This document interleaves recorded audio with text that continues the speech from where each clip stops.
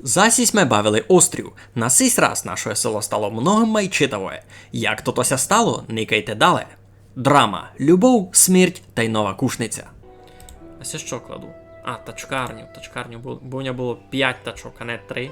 Що з 3 тачками на сякое село.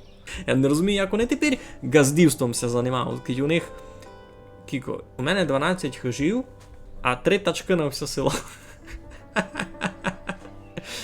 37 чоловік.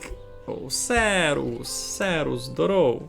У нас тут нова кушниця потихеньку ся розрастає. Неке що в нас є.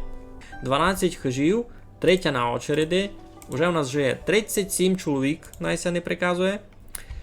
Лиш потихеньку кінчаються гроші. О, у мене вже 47 чоловік. Значить, уже сюди родина зайшла якась. Юй-юй-юй.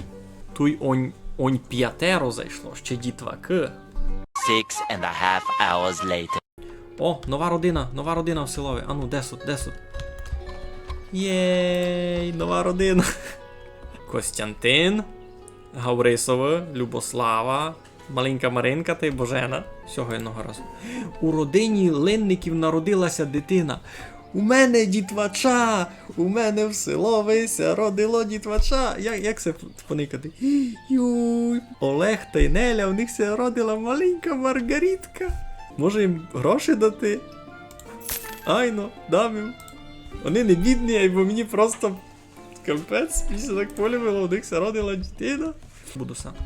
І у Федориківся теж дитина родила. Де тут Федорики? У Федориків родилася маленька Іра. Йой-йой-йой. Вони 2 роки тому лиш прийшли. Людися самі родять. Все, мені вже не треба тут переселенців ніяких. У мене село самося розросте. A few moments later. Матвій, Синельник та Анастасія Винниченко одружилися. Єй. А це 2 так із мого села. Олег Довженко. Так, Олег Довженко помер від старості. Кампець. Це у мене вмер перший челянник у селові. Ну, татує.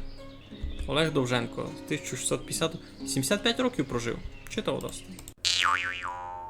Підписуйтеся на канал, залітайте на Twitch, кожний тиждень стрімимо дещо інтересне. Дякую.